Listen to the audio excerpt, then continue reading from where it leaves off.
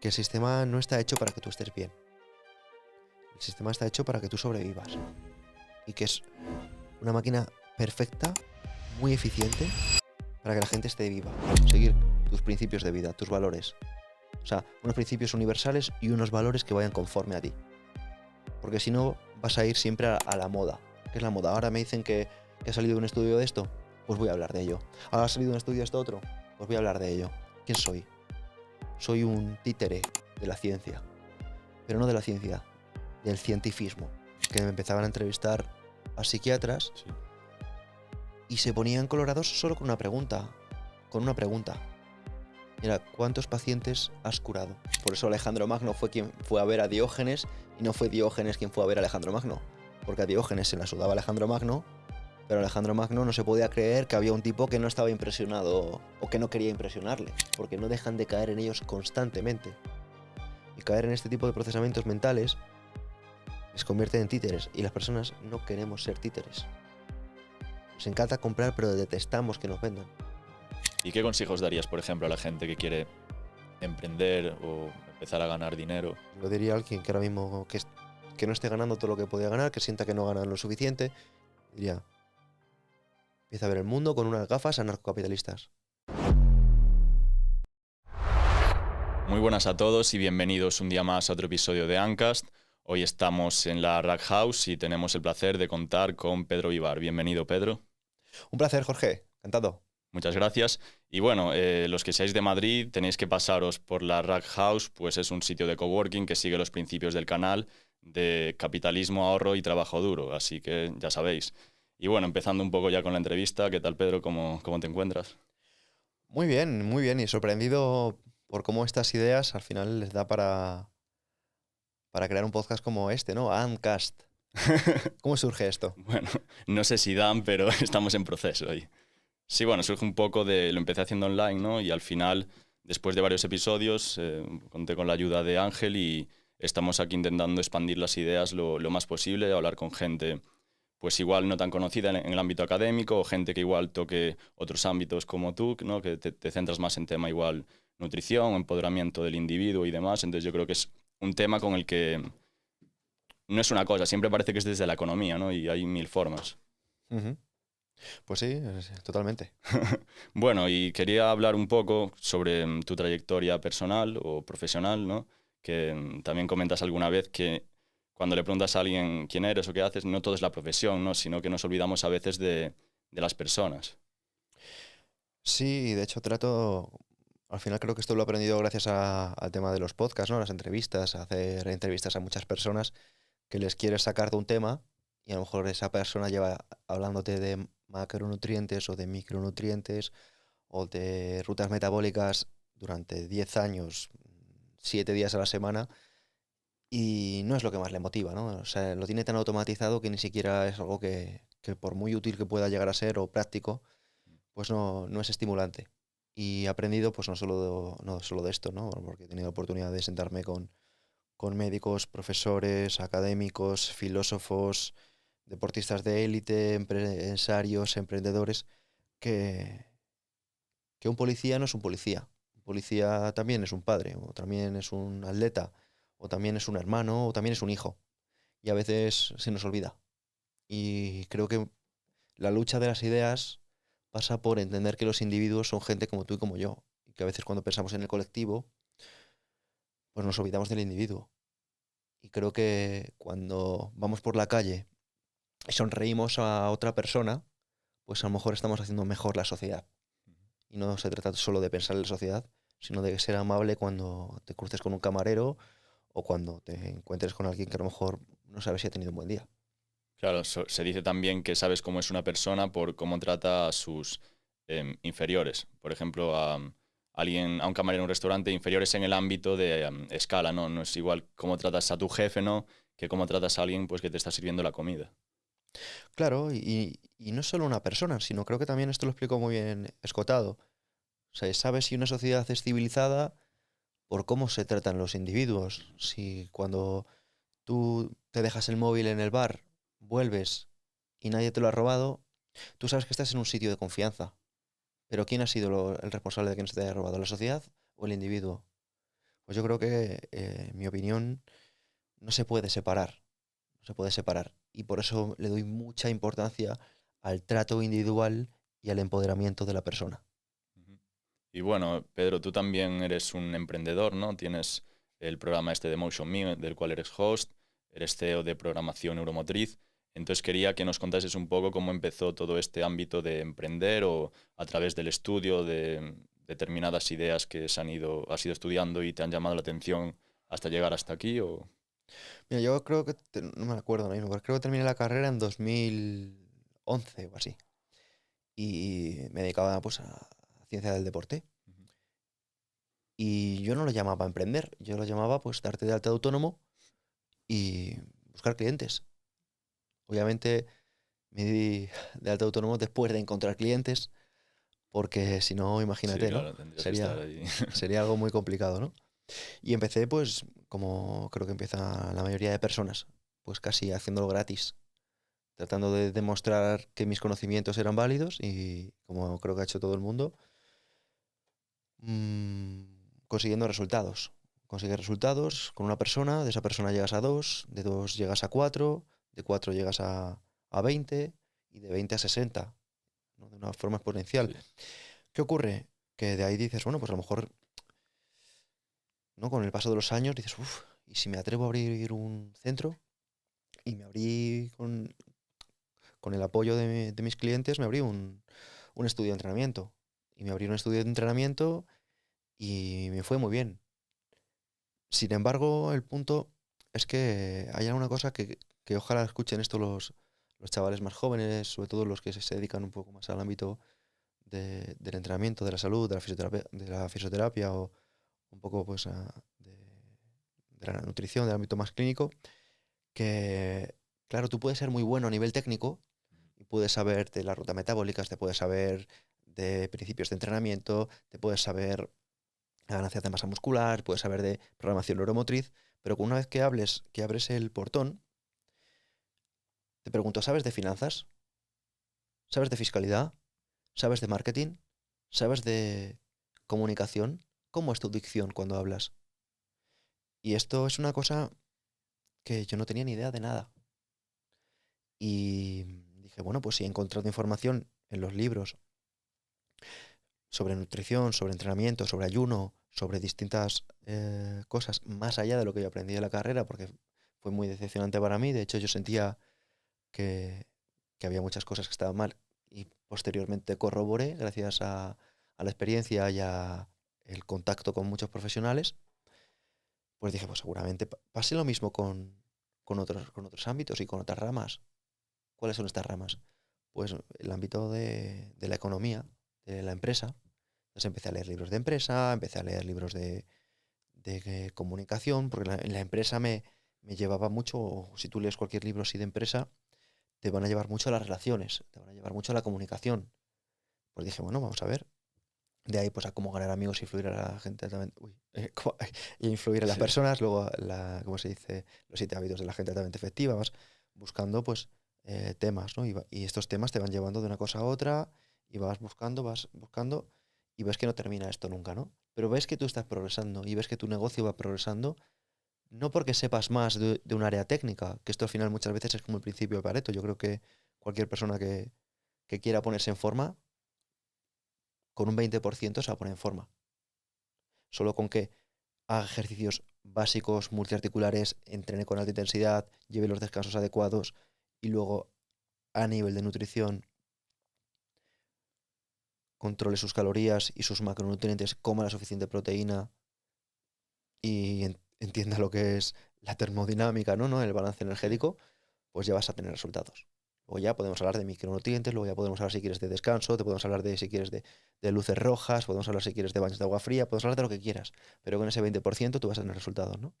Entonces, a mí me pasó que yo no tenía ningún 20% en las ramas que te digo, ni en la rama de la comunicación, ni en la rama de la empresa, ni en la rama del marketing, ni en la rama de la publicidad, ni en la rama de las redes sociales, que por entonces, estamos hablando de 2014, pues estaba Instagram como empezando a aparecer, ¿no? Como una pequeña planta, que luego, pues obviamente, pues no, ya no es lo que es, ¿no? Y eso fue un poquito mi camino, ¿no? Creo que como el de muchas personas. y te das cuenta de que tú trabajas, te abres una empresa, ¿no? Te asocias y demás, y dices, venga, pongamos que consigo facturar 1.000. Venga, facturo 1.000. Pues de ahí tengo que quitarle un 21% del IVA. Vale, pues 1.000 menos el 21%, 790. Venga, pues ahí le voy a quitar un 24%, que es el de sociedades. Vale, pues le quito un 24% de sociedades, no sé si es un 24, ahora mismo no sé, no sabría, ¿vale? Pues ya me queda un 50%, ya me quedan 500 euros. ¿Vale? De estos 500 euros has pagado el IRPF porque esto es tuyo, esto lo tributas tú como persona física. Como que también tengo que pagar por esto. Sí, pues ahí depende en, en donde estés, ¿no? Entonces, la gente cree que se paga, que solo los ricos son los que pagan el 50%. Yo te estoy diciendo que un autónomo que gane o que facture 1.000 ya está pagando el 50%, sin contar que además la cuota autónoma, si es de empresa, estamos hablando de que está cerca de 400 euros. Entonces, estamos hablando de que estas ideas al final no hay que ser un erudito, no hay que ser un académico para conocerlas, sencillamente tienes que ser una persona trabajadora. Y si eres una persona trabajadora fuera del ámbito público, las vas a conocer. Claro, y mencionas también que hay muchas cosas en las que te han engañado, no te han explicado como una vez has descubierto, ¿no? Por ejemplo, en el tema de la nutrición, pues en mi caso yo creo que la pirámide alimenticia es un fraude. No sé qué opinas al respecto, o que en otras cosas ves que puedes haber pues, estudiado otra cosa que no era... Lo hablábamos antes y este tema seguramente lo conozcas tú mejor, el tema de la psiquiatría. Mm, Habíamos visto los dos en el mismo vídeo en el que me empezaban a entrevistar a psiquiatras sí. y se ponían colorados solo con una pregunta. Y era, ¿cuántos pacientes has curado? Y es que estamos viendo que con la psiquiatría sucede que se vuelve dependiente del fármaco. Y, y el psiquiatra vive de que el paciente sea dependiente de un fármaco. Por desgracia, ¿eh? Que yo tengo amigos psiquiatras. Aquí un saludo a Joar Corres o a Gemma Safont, que son personas que se han buscado mañas, concretamente Joar, desde el ámbito más de la psicología, buscando temas de enneagrama, mucho más fuera del ámbito médico convencional, jugándose su reputación, jugándose su prestigio, porque no quería meter a las personas dentro del mundo del fármaco. Mi amiga, por ejemplo, Gemma Safont, en lugar de meterse de igual en el tema químico, pues ella experimentando pues, con psicología, con psiconeuroinmunología y, y ahora también pues, con sustancias psicodélicas. ¿Para qué? Pues para que la persona no se vuelva dependiente. Pues en el ámbito del entrenamiento, en mi opinión, no tan nocivo, porque al final no es tan nocivo como que te metas una pastilla, pero sí que lo he visto. Por ejemplo, la ciencia del deporte muchas veces, ahora mismo no sé, porque estamos hablando de que han pasado más de 10 años que cuando yo estudié, pero se entendía la columna como un ente rígido, como un ente rígido. Entonces sí que está muy bien para cuando tú vas a hacer ejercicios como un peso muerto, un press palov, un press de banca, o una plancha, pero cuando tú vas a hacer muchos ejercicios, por ejemplo, como correr, como nadar, como saltar, como desplazarte por el espacio, como lanzar, como golpear, entender la columna como un ente rígido, te está provocando problemas en tu estructura, daños básicamente por colapsar las articulaciones, porque nos olvidamos que la columna tiene 33 articulaciones. Vamos a hacer un ejemplo, ¿vale? Mirémonos la mano. Si nos miremos la mano, ¿qué impacto tiene? Dame la mano ahora mismo. ¿Qué impacto tiene si yo ahora mismo, en lugar de darte la mano así como te la estoy dando a ti, te doy la mano así? ¿Cómo te sientes ahora mismo? Mal. Mal, ¿verdad? Y es una cosa muy básica, ¿no? A la hora de ver el ejemplo. Pero si tú me das la mano así como Dios manda, pues dices, oye, me siento bien, me siento seguro. Estamos hablando que la mano tiene 27 articulaciones y pese a la cantidad de nervios que tiene, manda muchísima información al cerebro y a la ínsula. ¿Tú sabes la cantidad de información por el tamaño, dimensión, mandan las 33 articulaciones de las vértebras que tenemos? Pues muchísimo más. Entonces, muchas veces la sensación corporal que tenemos, que asumimos, ay, me siento mal, te sientes mal. Te sientes mal porque tú no sabes muy probablemente qué posición está teniendo tu columna. La columna está mandando muchísima información a tu ínsula. Y dependiendo de esa posición que, que desarrolles o que trabajes o que no trabajes, va a afectar muchísimo a tu forma de entender el mundo y sobre todo de cómo te sientes. Lo que acabamos de ver ahora mismo con 27 articulaciones. Imagínate con 33. Joder, pues Trump debe de ser ahí un grande, ¿no? Que da unos buenos apretones de manos. Te debe dejar ahí. Por lo menos tiene que tener seguridad en sí mismo. Sí, sí. Porque la información, la estructura, que es una cosa que, por ejemplo, nosotros desarrollamos en programación neuromotriz, le manda información al cerebro. Porque hay personas, ¿por qué se asocia a personas con mayor confianza en sí mismas cuando hacen ejercicio? No es una cosa no es una cosa de narcisismo. Porque si tú verás a Trump y cualquier culturista le diría que tiene cuerpo escombro. Pero su estructura es fuerte. Y como su estructura es fuerte, su ínsula está recibiendo la señal de soy un alfa. Aquí estoy yo, me siento fuerte. Por tanto, en el ejercicio nos han vendido que es como una cosa más estructural, estética, pero estamos olvidándonos algo que es súper importante, que es la musculatura profunda. La musculatura profunda, el hueso, están constantemente mandando información a nuestro cerebro a través de, como decíamos, la ínsula y el cíngulo anterior, que son áreas que están, igual que por ejemplo, el área de Broca y el área de Wernicke, están decodificando, por ejemplo, las palabras que utilizamos y en función de las palabras que escuchemos nos sentimos de una forma o de otra. Lo mismo que te digan desastre o mindundi, a que te digan genio. Sí, sí, no. Sí, si te dicen desastre no te sientes tan bien. Luego también habíamos hablado de las luces azules, ¿no? Por ejemplo, estamos aquí con unos focos y, bueno, habíamos visto las gafas estas que ahora se están usando mucho, que tú ya me comentaste que llevas usando un tiempo y yo la verdad que todo esto de las luces LED, ¿no? Que además se está cambiando en todos los pueblos o todas las ciudades, las luces que había antes de noche, que eran más cálidas, ¿no? Que respetaban igual más el ciclo circadiano. No sé si puedes explicar un poco mejor esto porque, claro, te destroza un poco el sueño también, te hace daño a los ojos. Yo lo voy a explicar de una forma menos incisiva que muchos de mis compañeros, Vale. porque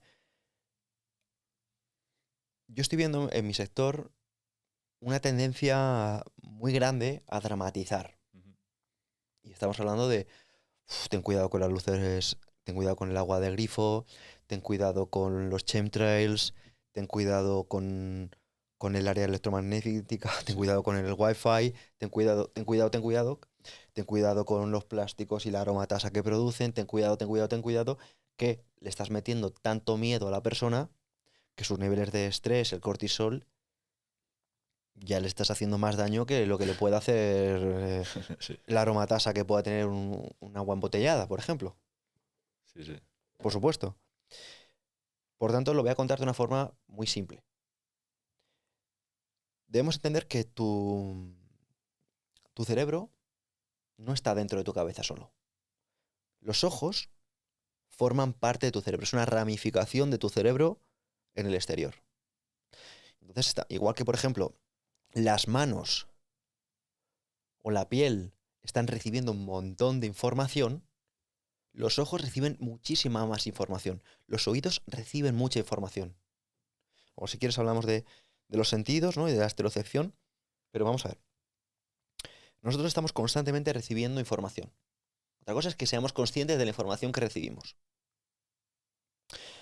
La temperatura de la sala, la presión atmosférica, la luz que entra por los ojos, nuestra postura, las veces que nos está latiendo el corazón por minuto, la posición de nuestro diafragma, el aire que entra, desde dónde está entrando, si entra por la nariz, si entra por la boca.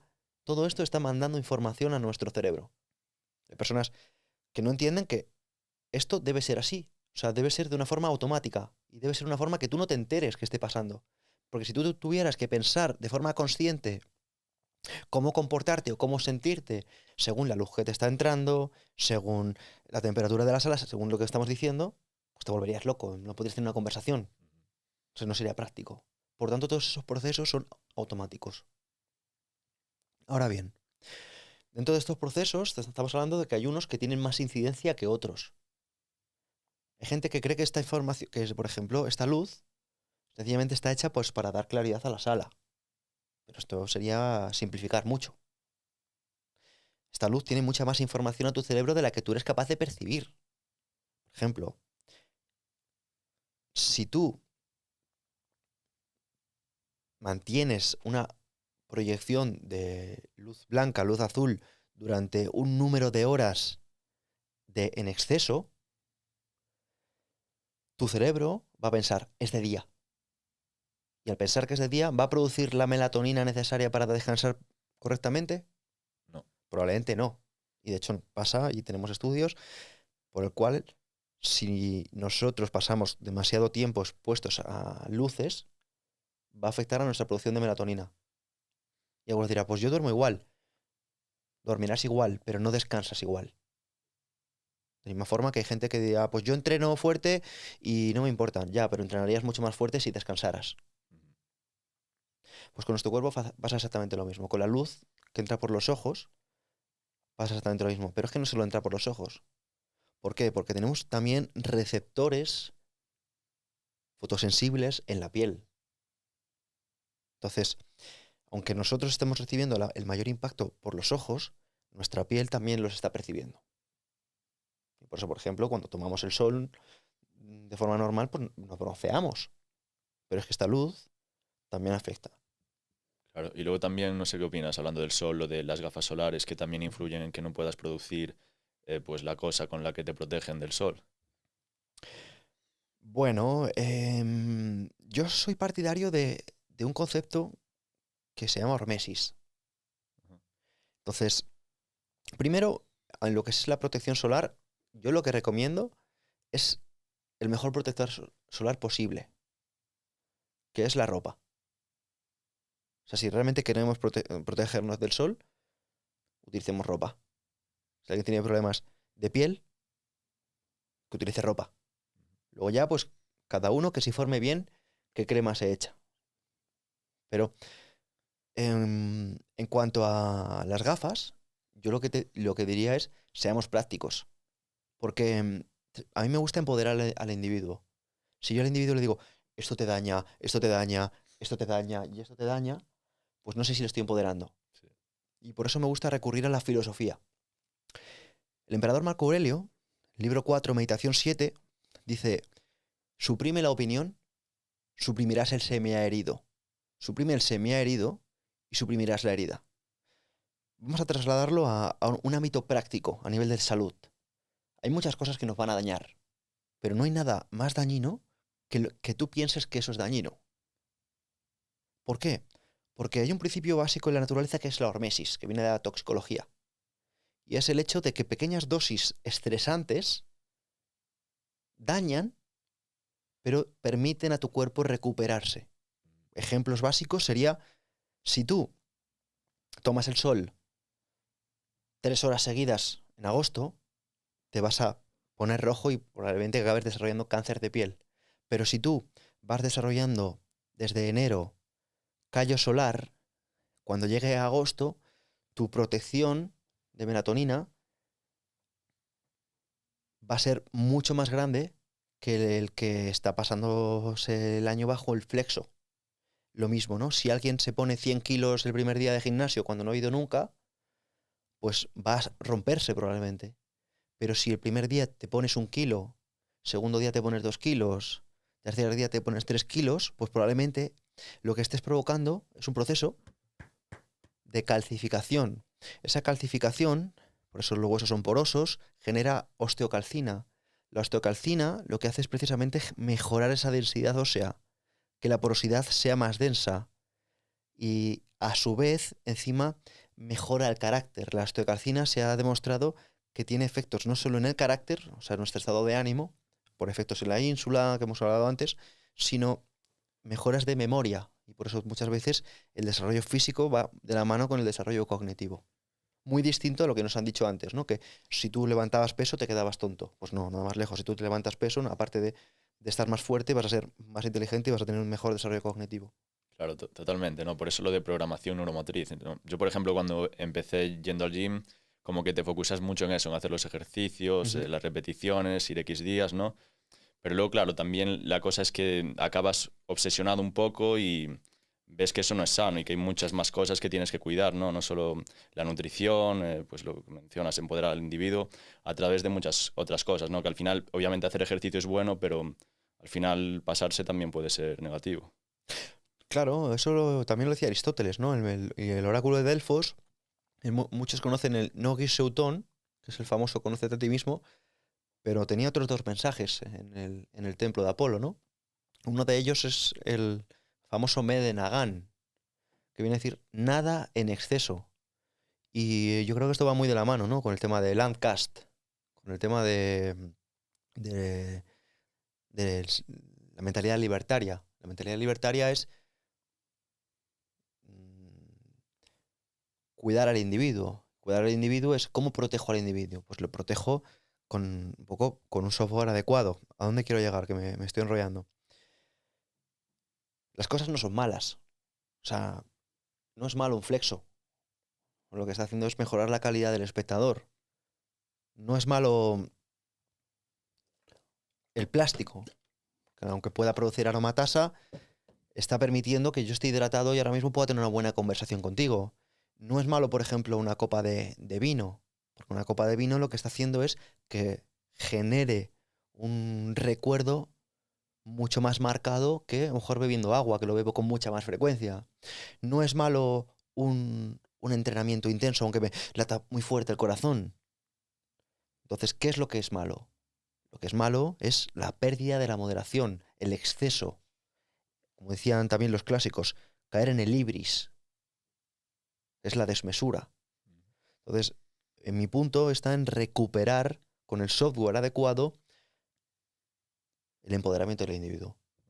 Claro, también puede ser, por ejemplo, todo esto de la luz azul, microplásticos y todo este alarmismo en temas de salud, porque también da más visitas, ¿no? Al final, por ejemplo, tú te posicionas según lo que vea la gente. Cuanto más alarmista seas, más visitas vas a tener. Claro, es como las noticias. Yo sé que lo que estoy diciendo no es sexy, porque es como, ¿qué te estoy diciendo? Que te hagas cargo de ti mismo.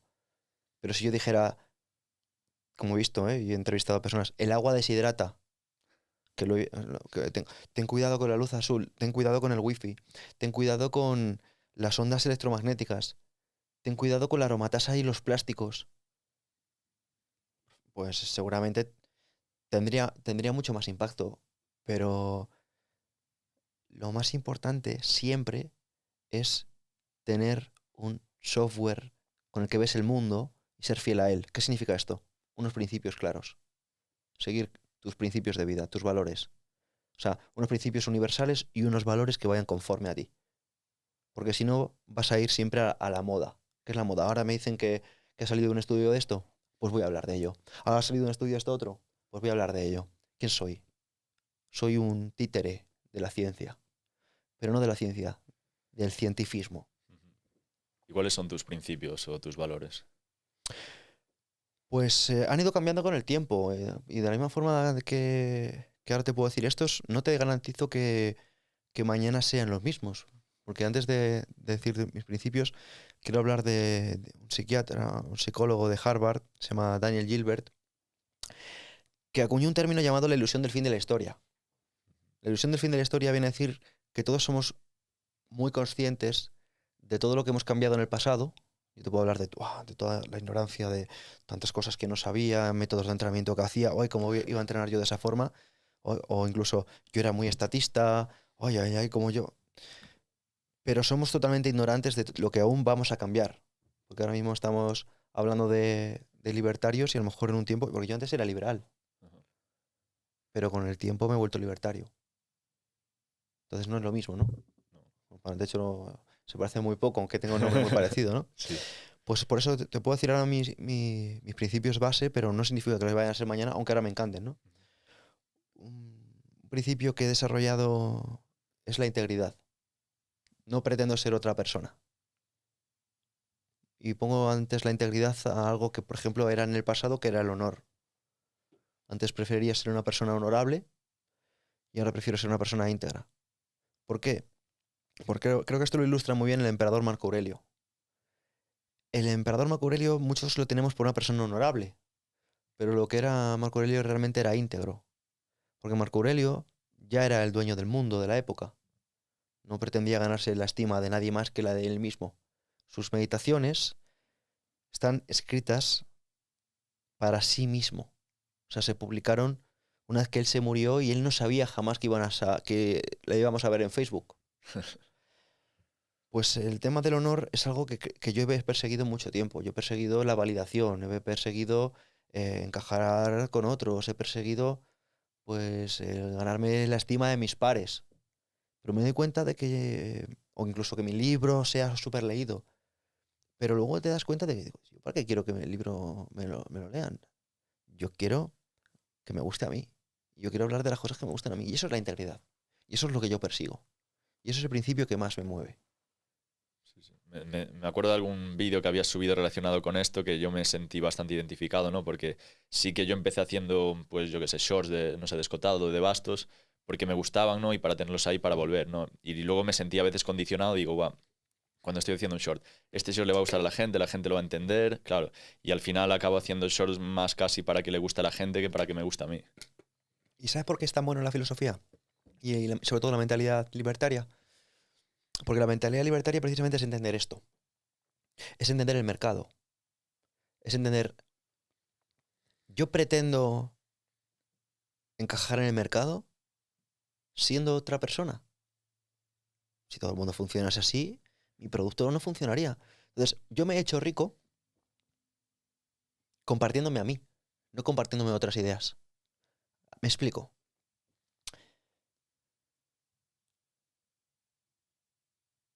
Si tú quieres que te quieran tus amigos, que sean auténticos y pasar tiempo contigo, sé tú mismo. ¿Por qué? Porque te van a valorar por quién eres, no por lo que tienes. Pero si en cambio tú dices, ay, voy a comprarme ropa de marca porque así se va a acercar la gente a mí. No, capullo, si te compras ropa de marca se van a acercar gente a tu marca. Sí. ¿Entiendes?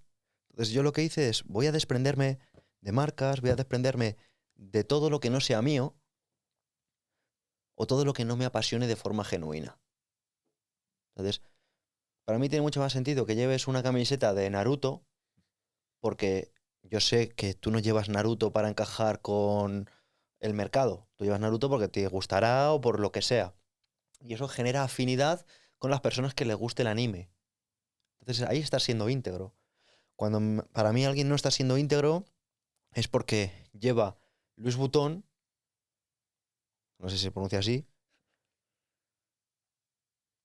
para que digan, wow, ¿qué estatus lleva ese? O lleva un reloj de 40.000 euros para que digan, wow, lleva un reloj de 40.000 euros, aunque el tipo diga, bueno, yo voy a llevar este porque así saben que estoy cumpliendo con el estándar.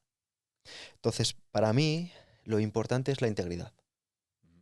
Claro, y al final eso te da como más confianza, ¿no? Igual llevar un reloj caro o llevar ropa de marca, pero no es confianza de verdad, ¿no? Porque al final si tú necesitas eso para tener más confianza, no tienes confianza en ti mismo.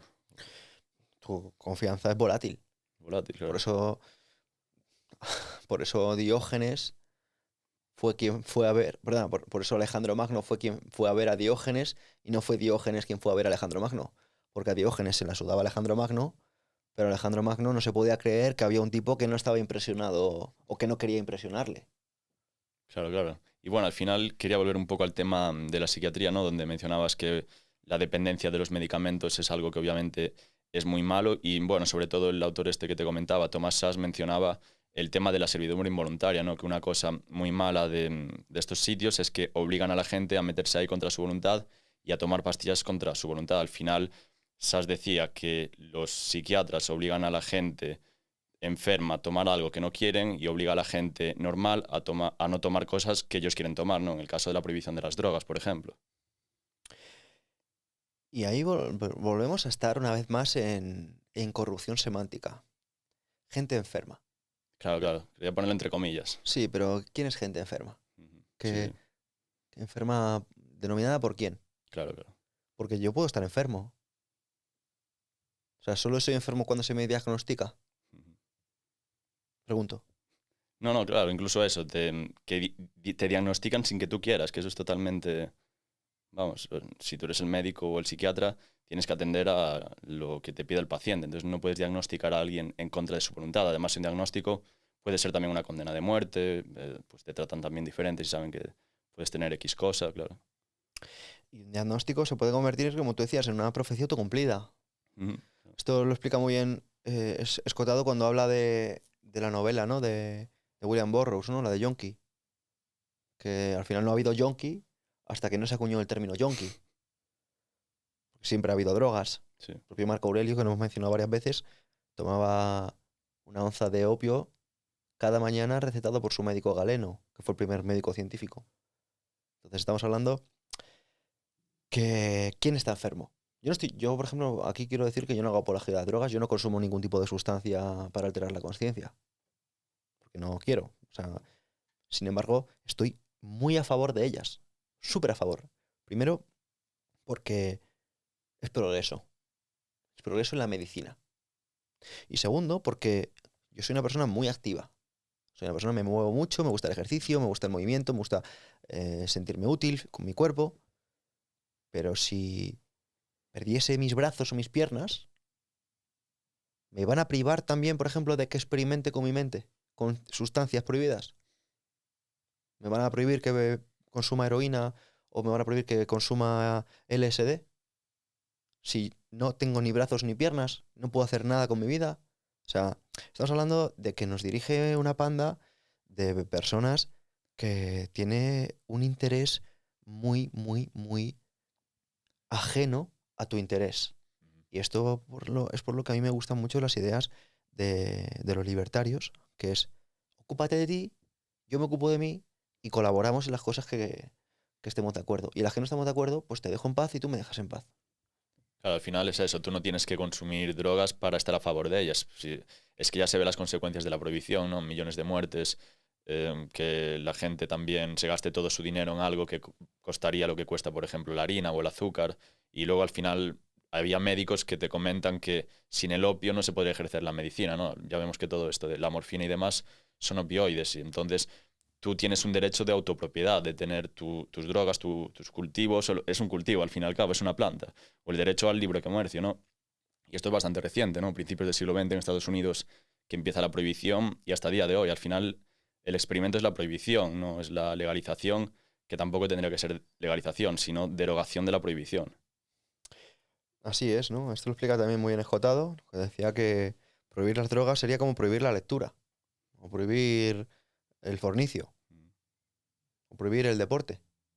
Nosotros nos llevamos la mano en la nos llevamos las manos a la cabeza cuando escuchamos que en ciertos países árabes prohíben el deporte. Decimos, ¿pero cómo que prohíben el deporte? Dicen, sí, sí, porque no lo consideran higiénico, porque no lo consideran moral. Dices, pero ¿cómo van a prohibir el deporte, no?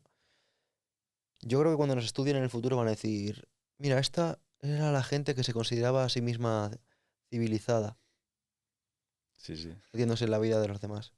Totalmente, claro. Además, vemos ahora todo eso que comentabas del fenómeno yonki, ¿no? Sobre todo, bueno, en su época, claro, la gente pidiendo por las calles o yéndose a pinchar cualquier cosa. También pasabas de una dictadura a otro sistema, entonces siempre va a haber un pico, pero al final si tú...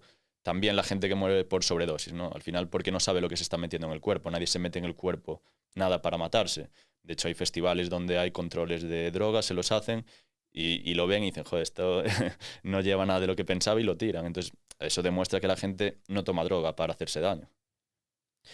Bueno, yo creo que nadie sano de su cabeza va a tener ningún tipo de problema em, con nada externo. O sea, creo Claro. que es un tema muy delicado, ¿no? Y Sí, al sí. final creo que también estamos hablando de lo difícil que es hablar de esto, ¿no? Porque yo no soy psicólogo, no soy psiquiatra, entonces al final para el mainstream no tengo la autoridad para hablar de ello. Es una conversación normal que Claro, tampoco, entonces es un tema que va a ir lento, pero sí que por eso, en mi opinión, lo mejor que podemos hacer es que nos vaya bien. Yo, por Sí. ejemplo, creo que la mejor forma de que estas ideas crezcan es, yo esto lo vi con el COVID, siendo sano, fuerte y rico. Si tú eres sano, fuerte y rico, al final la gente te va a escuchar más. Ujú. Y, y es un poco la visión, ¿no? Creo que el mundo va más por allí y estamos generando una transición muy, muy lenta para que más personas vean esto. Yo esto lo explico siempre con lo decía, ¿no?, el profesor Huerta del chip anarquista.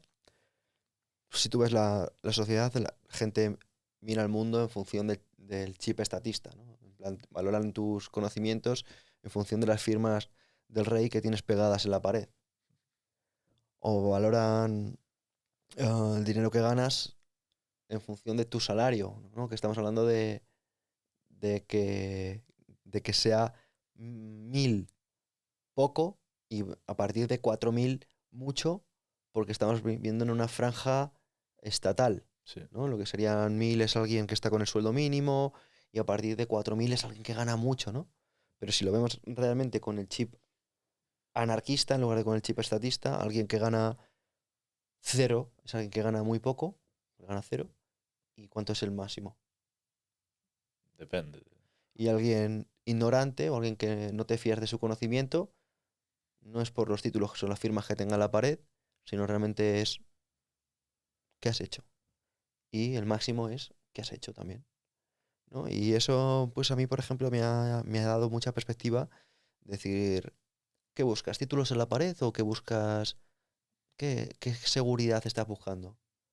Y te das cuenta, gracias, por ejemplo, a la filosofía, por eso me encanta divulgar de filosofía y que las personas le den más importancia a la filosofía, que es muy distinta a la filosofía que se enseña en el ámbito estatal, porque lo que se enseña en el ámbito estatal es historia de la filosofía, que es como si tú te apuntas a gimnasio y te enseñan historia de la halterofilia, y dirás, y yo no quiero historia de la halterofilia, yo quiero sentirme más fuerte, yo quiero levantar más peso.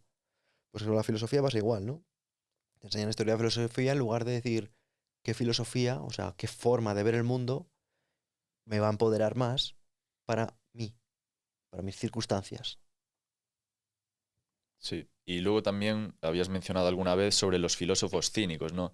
Que también en la escuela se nos enseñan pues un canon, ¿no? De, bueno, de filosofía o de historia y demás temas. Y bueno, los cínicos, por ejemplo, son unos que entiendo que nos enseñan. Yo no tuve filosofía, así que no sabría decirte, pero bueno, si podrías ampliar un poco. Muy bien. Mira, hay varias escuelas fundamentales, muchas son conocidas, sobre todo en el ámbito más mainstream ahora con el tema del estoicismo. Sí, El estoicismo es más conocido, pero el estoicismo viene del cinismo.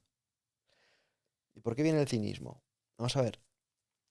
Zenón de Citio era un discípulo de Crates. Y este señor,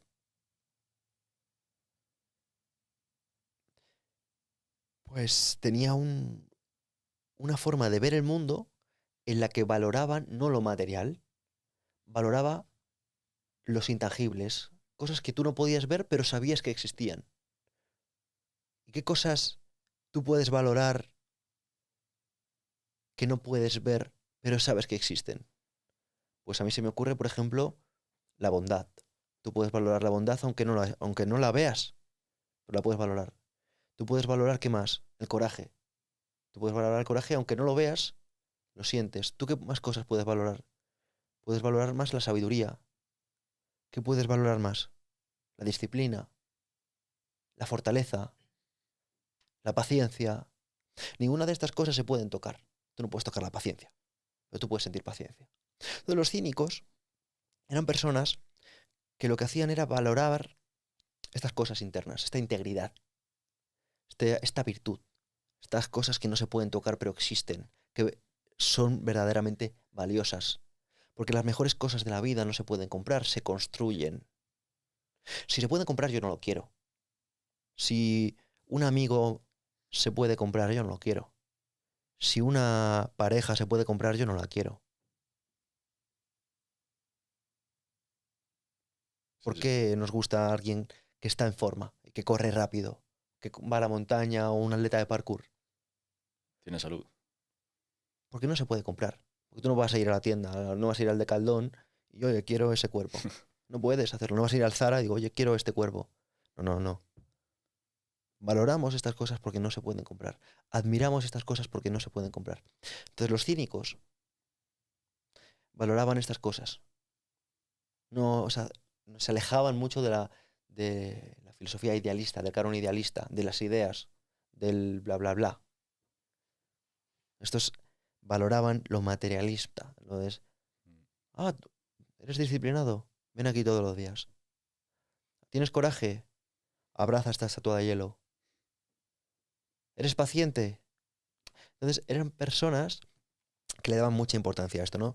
¿Qué ocurrió? Que llegó Zenón. Y Zenón dijo, ostras, esta gente es buenísima. Esta gente es... Esta gente es verdaderamente de confianza. Esta gente... Estos son sabios. Esta gente sabe lo que es vivir una buena vida. Encima, estos son seguros de sí mismos, son fuertes, porque tú le ves un tipo que ayune, que, por ejemplo, andaban descalzos, entrenaban muy fuerte, abrazaban estatuas de hielo en invierno, en verano se tiraban a la arena y rodaban en la arena, o sea, eran auténticos espartanos, o sea, eran gente que no querrías de enemigo.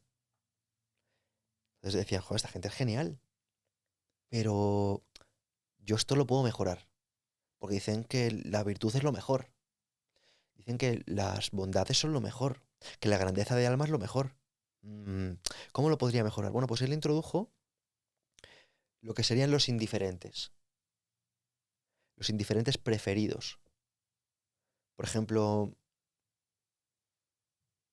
indiferentes preferidos, digamos, para simplificarlo, porque es un tema filosófico que nos podemos entender mucho, porque para extendernos te hablaría de cómo ellos verían, por ejemplo, la enfermedad como un indiferente no preferido, pero para un cínico la enfermedad era una cosa buena porque probaba tu carácter, probaba cómo tú te enfrentabas a una situación enviada por los dioses para probar tu grandeza de alma.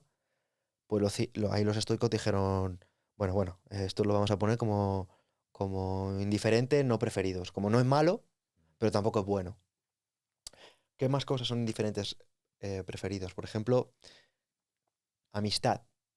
La amistad, para un cínico es como, bueno, a mí una amistad no me cambia. Para un estoico es, oye, prefiero tener amigos a no tener amigos.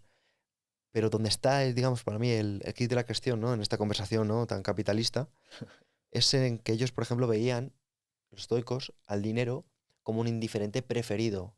Prefiero tener dinero a no tenerlo. Siempre que no vaya en contra de lo que te hemos dicho antes, de la disciplina, de la sabiduría, del coraje, del respeto, de la integridad.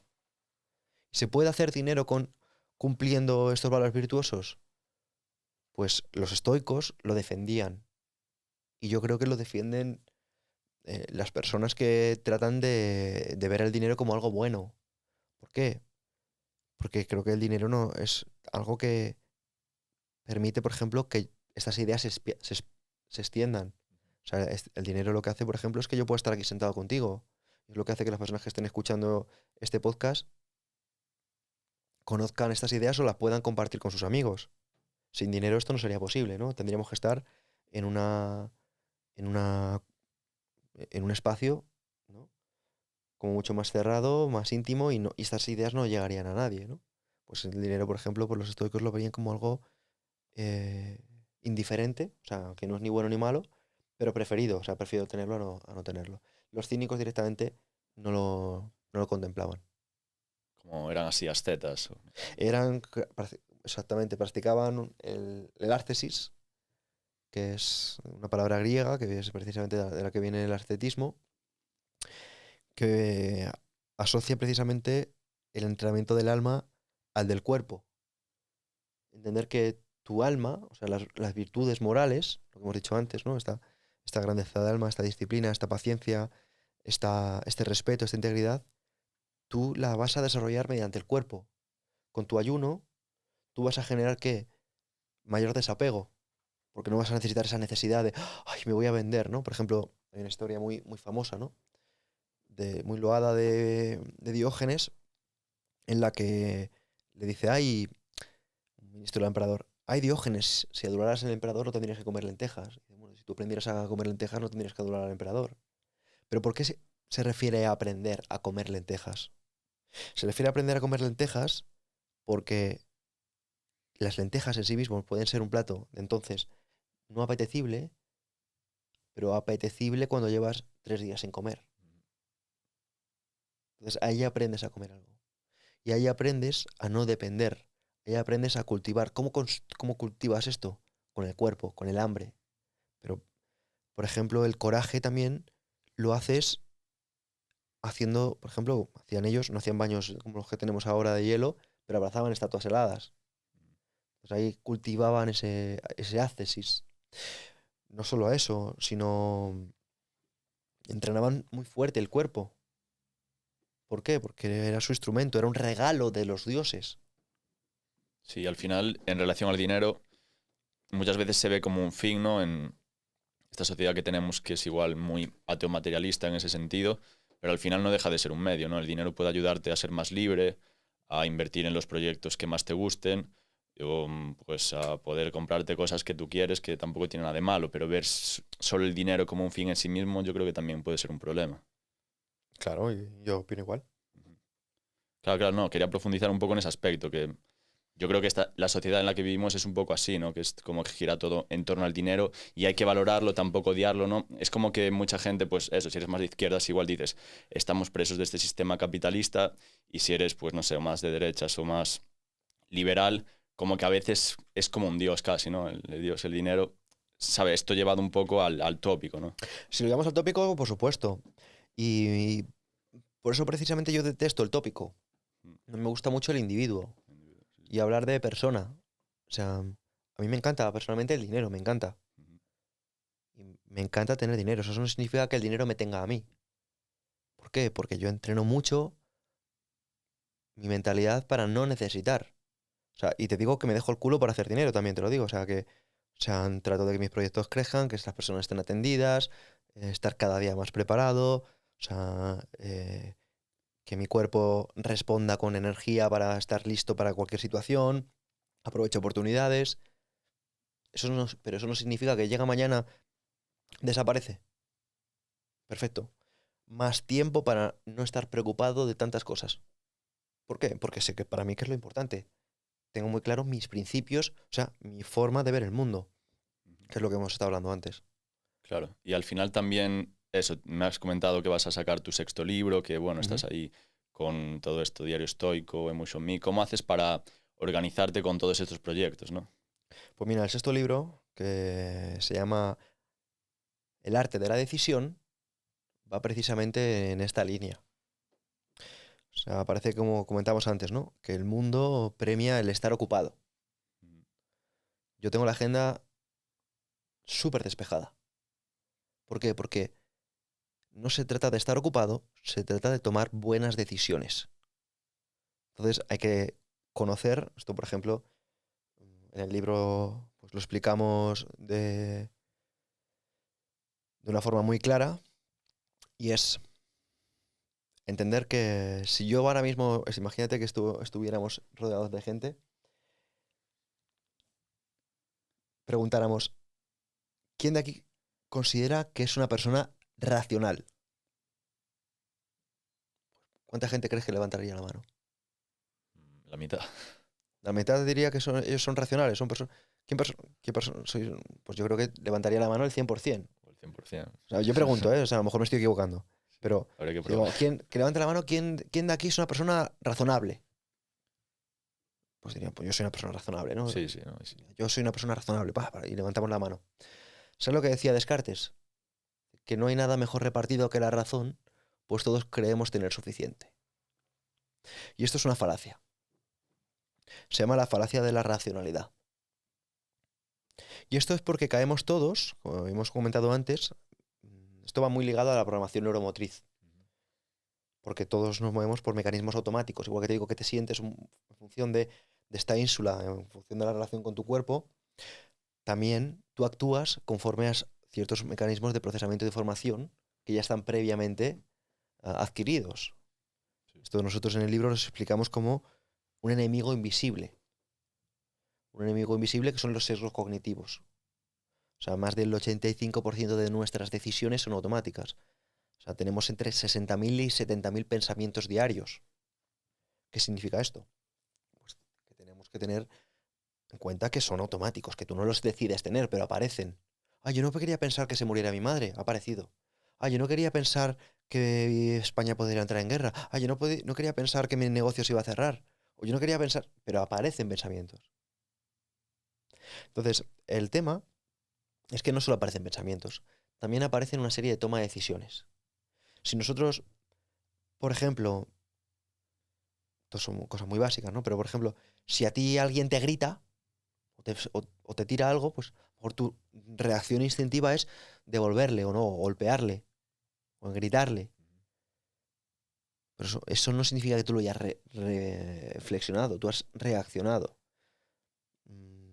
Los sesgos cognitivos vienen a decir que nosotros tomamos decisiones de forma automática.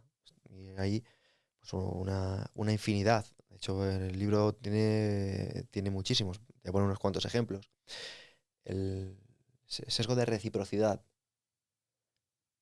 Se ha demostrado que, por ejemplo, los camareros que te dan un chocolate con el café reciben mucha más propina que los camareros que no. Los camareros que se preocupan por ti reciben más propina que no. ¿Por qué? Por la reciprocidad. Ten cuidado cuando un amigo se ofrece a ayudarte porque genera una deuda contigo. Si te dice, oye, ¿me ayudas con la mudanza? Va a ser muy difícil que le digas que no. Tú no quieres hacerlo, no quieres ayudarlo, querrías estar en tu casa o haciendo otra cosa. Pero esa reciprocidad va a hacer que le ayudes. No solo eso. Tenemos el sesgo de escasez. Por ejemplo, el sesgo de escasez, si tú ves que hay chocolate negro, queda una unidad, y tienes 3 de chocolate con almendra y otro de chocolate blanco y tal, tú por escasez vas a decir, ay, yo quiero el negro, que solo queda una. Eso es que la gente ha pensado que es mejor. De la misma forma que si vas, dices, uy, este sitio tiene mucha gente, seguro que es bueno. O sea, eso tú no lo piensas. Quiero decir, tú no lo reflexionas, tú lo piensas. Por ejemplo, así menos conocidos, ¿no? La falacia del doble dilema. A ti te dicen, es que si tú eres libertario significa que tú estás en contra del bien de la gente. No, eso es la falacia del doble dilema. Eso es que te han puesto a escoger entre dos opciones, como que son incompatibles. No, una cosa es que yo sea libertario y otra cosa es que yo esté en contra de que a la gente le vaya bien. Yo quiero que a la gente le vaya bien, pese a que sea un libertario. Esos son sesgos que se utilizan muchísimo en la persuasión y en la manipulación, porque son mecanismos de procesamiento automático de información a los que todos estamos expuestos. Y con esto te puedo hablar a nivel científico, por ejemplo, cómo se utiliza la falacia de McNamara. La falacia de McNamara, por ejemplo, viene a decir cómo se utiliza a nivel científico muchísimos caracteres, parámetros, pero no se utilizan otros, lo que en sí mismo ya es un propio sesgo. Y lo que está haciendo que ese estudio ya esté limitado. Por ejemplo, dicen, no, los baños de agua fría no se ha demostrado que tengan un efecto positivo. Me explico. Cogen a un tipo, no es lo mismo que cojan a Alfonso, a Paco y a Loli, le dicen, te voy a dar 50 euros por este estudio. Por cada día que te metas, te doy 50 euros. Y tienes a Paco, a Loli y a Alfonso diciendo, me han dado 50 euros, me han dado 50 euros, venga, aguanta 3 minutos más. Ay, ay, ay, ay. A que nos metamos nosotros y yo diga, soy el puto Leonidas. Entonces, las rutas metabólicas que se me mete un tipo cuando le dan 50 euros no es la ruta metabólica que me estoy metiendo yo. Esto es un error de la falacia de McNamara, por ejemplo. Como, por ejemplo, la ciencia sesga estas cosas. Otra cosa, por ejemplo, sería sesgo de urgencia. Y esto es muy importante conocerlo porque el ser humano tiende a confundir lo urgente con lo importante. Y esto lo utilizan muchísimo en el marketing. Cuando te dicen, solo 30 unidades. Ay, solo 30 unidades, no me quiero quedar fuera, ¿no? No quieres caer en el FOMO. O solo hasta el domingo. Ay, solo hasta el domingo, lo quiero hacer ya porque si no me quedo fuera. Entonces tú piensas que algo es importante cuando no es importante. Decía, no sé si era Franco, decía, si algo es urgente, mañana lo será más. Entonces, Nosotros somos muy fáciles de persuadir por el sesgo de urgencia. Estamos hablando de que hay en el libro, por ejemplo, que me ha dado aquí Silvia, hemos recopilado más de 40 sesgos. Y sesgos no hemos cogido los más representativos, porque hay muchísimos más. Hemos cogido con ejemplos muy claros y luego la aplicación de los mismos. ¿Cómo los aplicamos? Por ejemplo, te podría hablar de las leyes de Parkinson, la matriz de Eisenhower, el principio de Pareto, la ley de Carlson, la ley de Illich, la ley de Peirce, el principio de reversibilidad. Y mira, por ejemplo, matriz de Eisenhower, porque va muy a colación de la toma de decisiones, lo importante. Si ahora mismo se estuviera prendiendo fuego tu casa, ¿qué harías? Pues, no sé, iría a llamar a los bomberos. Llamarías a los bomberos. Pero hay gente que en lugar de llamar a los bomberos... ¿Y tú qué harías entonces?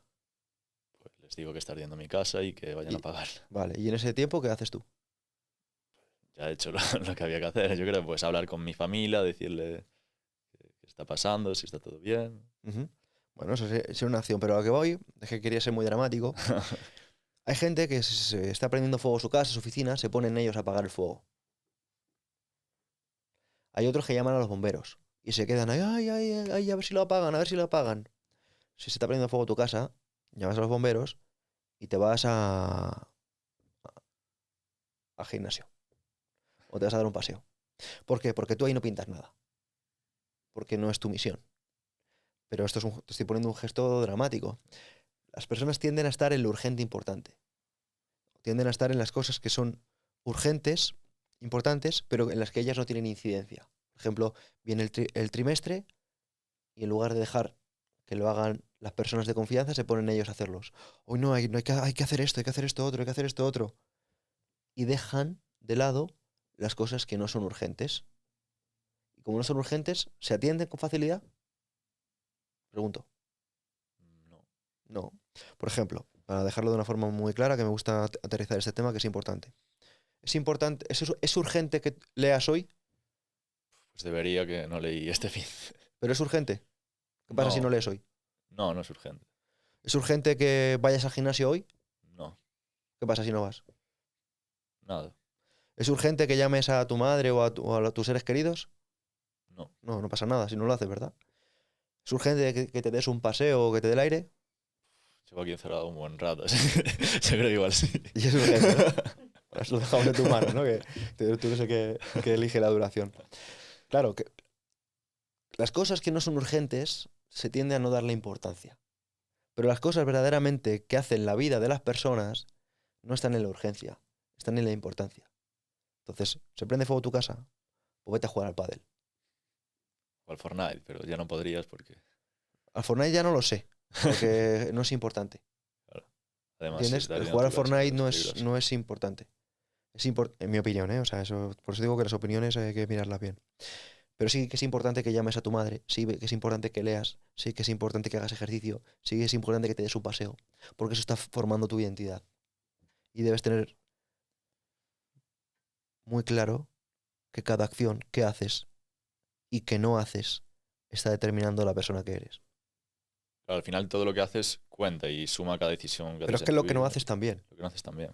Claro, no hacer algo también es hacer algo, es tomar una Exacto, decisión, ¿no? exacto. El tema este de la acción humana, por ejemplo, no Hu actuar ya Wei. es actuar. Hu Wei. Wei. Hu Wei es un término de la filosofía china que significa no acción, Mm. entendiendo la no acción como una acción, Ajá. porque no hacer algo es hacer algo. Sí. Y el Tao, que es una filosofía que a mí personalmente me gusta mucho, entiende la polaridad de las cosas, entiende todo, el universo como un todo. O sea, que tú no puedes creer que tú estás al margen. Esto, por ejemplo, lo hablé hace poco con un filósofo, con Eduardo Infante, que yo dirijo un programa de filosofía que se llama Encratella, y Eduardo Infante pues me ayuda con esto, ¿no? Porque el programa está enfocado en el empoderamiento del individuo. Entender que hay personas que dicen, no, yo no soy importante, no, mi vida no importa, no, lo que yo hago no tiene relevancia. No, no, no, no, a ver, esto es no entender el Wu-Wei. Esto no es entender, perdón, esto es no entender el funcionamiento de la orquestación universal. O sea, tú no te puedes quedar al margen. O sea, cualquier cosa que tú hagas o que no hagas ya está cambiando el resto de acciones del mundo. Porque es un efecto de una hebra de hilo. Dirás, no, esta hebra no importa. Por mucho que tú pienses que no importa, si piensas que no importa es porque tú no eres un Da Vinci, o porque tú no eres un Van Gogh, o porque tú no eres un Picasso, o porque tú no eres un Dalí. Pero si fueras un Dalí, o si fueras un Da Vinci, o si fueras un Picasso, dirías que esta hebra de hilo, o, esta, o este pincel, o esta pincelada, importa tanto como la más relevante. Y eso es un poco la visión de empoderamiento que te da la filosofía. Y de pensar que todas las personas importan y todos nuestros actos importan. Pero es que no solo nuestros actos, sino los no actos también son actos. Sí, a veces también subestimamos mucho lo que comentas, lo que podemos hacer, ¿no? Me suena el ejemplo también relacionado con el ámbito del libertarismo de Federico Díaz Villanueva, ¿no? Que grabó las clases de Huerta de Soto y de repente, pues eso, las ve Milei, se hace libertario y es el presidente de Argentina, ¿no? Es un poco el efecto mariposa que seguramente pueda pasar con otras muchas decisiones. Total. Un ejemplo que a mí me encanta poner es, en una ocasión, una madre recibió un mensaje del colegio diciéndole que su hijo era superdotado. O sea, recibió un mensaje del colegio y le dijo a su hijo que era superdotado y que no podía seguir yendo a clase. Entonces le iba a dar las clases ella en casa. Y esa persona era Thomas Edison. El tema es que años después encuentran la nota y le dijeron que el niño tenía un retraso y que no podía seguir las clases y que por eso iba a estar en casa. Entonces, si su madre ahí hubiera dicho, hijo, tienes un retraso, no puedes dar clases, pues Thomas Edison seguramente no sería la persona que es y ahora mismo pues no teníamos que preocuparnos de llevar unas gafas bloqueadoras porque no tendríamos bombillas, ¿no? ¿Cuál es el punto? El punto es que todo el mundo conocemos a Edison, pero nadie conoce a la madre de Edison ni la relevancia que tuvo, por ejemplo, en el impacto académico de esta persona, ¿no? Que por cierto, al margen del Estado. Sí, no, totalmente. El homeschooling además es una educación privada al margen del Estado. Y bueno, una vez que estás también en los sistemas de escolarización, es eso, lo que comentábamos también, que te enseñan unas cosas que luego tampoco te son muy útiles para la vida y una visión también de todas estas asignaturas muy estatista y sesgada de una manera. Por ejemplo, lo que comentaste de que aprendiste de finanzas, ¿no? Pero supongo que leyendo tú tus libros y no en la carrera o de comunicación, ¿no? Leyendo tú tus libros o empezando también el podcast y también practicando, ¿no? Que la comunicación al final se consigue no solo leyendo, que también, pero sino practicando, ¿no? Sesgos cognitivos, psiconeuroinmunología, programación neuromotriz, o sea, muchos temas no los he encontrado en el ámbito académico. Los he tenido que buscar fuera. Sí, ahora también hay muchos medios, ¿no? YouTube seguramente puedas buscar y te aparezcan ya muchos expertos en comunicación que tengan sus podcasts, sus Por canales, ejemplo. sus vídeos y ya para ir empezando está bien y ya te van recomendando libros. Entonces ahora mismo el acceso al conocimiento es absoluto y si tú quieres informarte sobre un tema, no tendrías ni que pasar, yo creo, por el colegio, ¿no? Donde al final lo que pasa es que te cogen un poco el espíritu de aprender, ¿no? Porque vas ahí, estudias cosas que no te gustan, estás ahí 8 horas, ¿no? Y tienes que tal. Y no sé, creo que te pasó a ti un poco como a mí, ¿no? Que una vez que empieza a ver algunas cosas y interesarse en otras cosas igual un poco por su cuenta, pues ya le va pillando el gusto más al estudio, ¿no? Que igual no. Sí, de hecho va un poco en esa línea, ¿no? Yo siempre he sido un niño muy obediente. Mm. O sea, he querido ser un poco, pues, un hijo digno de mis padres. O sea, yo he crecido con unas personas que trabajaban 10, 11 horas diarias, se iban por la mañana temprano, llegaban a casa tarde y todos los días, ¿no? Y yo quería devolverles a mis padres, pues siendo, pues, una persona, pues, muy de escuchar siempre lo que me decían, ¿no? Entonces me decían, haz caso al profesor, haz caso al policía, haz caso al médico, haz caso a todo, haz caso, sé obediente. Entonces yo seguí, pues, como creo que todo el mundo, pues, las doctrinas oficiales, el hacer caso. ¿Qué ocurre? Que me doy cuenta, pues, que pasa desde la pirámide de nutrición y dices, hostias, estoy siguiendo esto, pero mi salud no es, o mi cuerpo no responde como responde de otra forma, ¿no?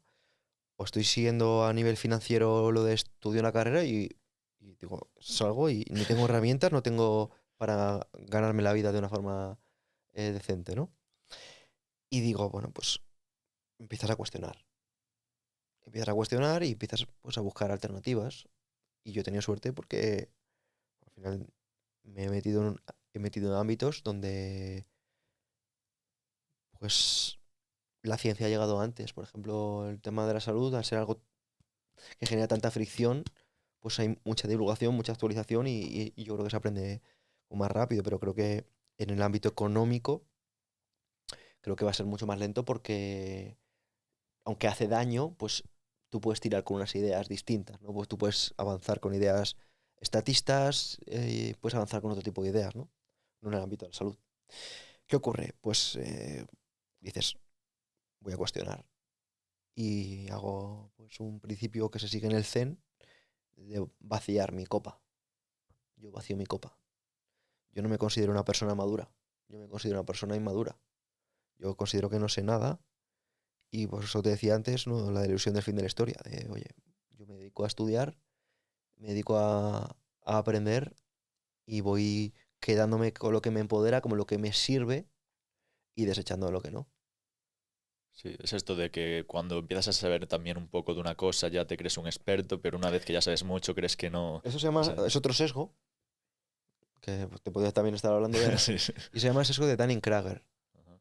Y es esto, por ejemplo, me gusta contar la historia del general Custer. El general Custer era una persona que había conseguido batallas, había conseguido victorias y se creía invencible. Ya se creía que eso lo sabía todo y que podía vencer con quien sea haciendo cuatro cosas. Pero él no contaba con que su enemigo también piensa y también su enemigo tiene un cerebro y puede generar alianzas. Entonces sus enemigos generaron una alianza con Toro Sentado y se lo cargaron, lo masacraron. ¿Por qué? Por Dunning-Kruger. O sea, creerte que eres mejor de lo que eres. Cuando llegas a la victoria te quedas en calzoncillos. Cuando llegas a la batalla te quedas en calzoncillos. Pero es que esto pasa mucho. Gente que se cree muy buena. Yo estoy... Yo he venido aquí porque me has preguntado tú, pero yo estoy seguro que tú sabes mucho más que yo del tema libertario. Y entonces, en esos temas, pues prefiero que seas tú quien hables. Si me preguntas a lo mejor en temas en los que yo estoy más leído, pues te puedo contar, pero de hecho incluso yo mis propios proyectos, por ejemplo en programación neuromotriz, yo solo doy un 25% de las clases. El 75% de las clases las dan otras personas.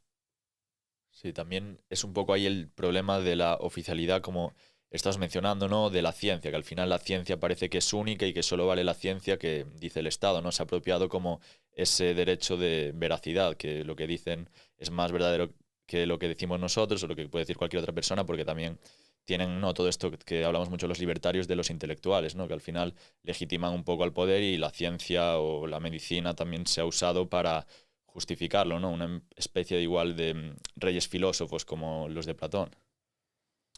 Eso es un tema interesante. Hace poco estaba con este señor, con Eduardo Infante, que recibió una cátedra pues, de un instituto oficial, estatal, y tuvo que rechazarla.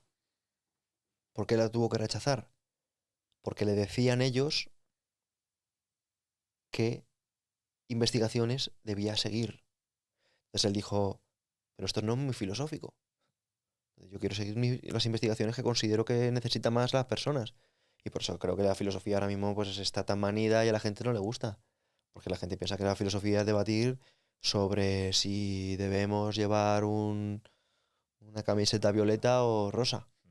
Y dices, no, no, la filosofía debería ser para construir carácter, que es lo que ha sido siempre. Antes llevaban a los hombres de bien, familias de bien, llevaban a sus hijos a los filósofos. ¿Pero para qué?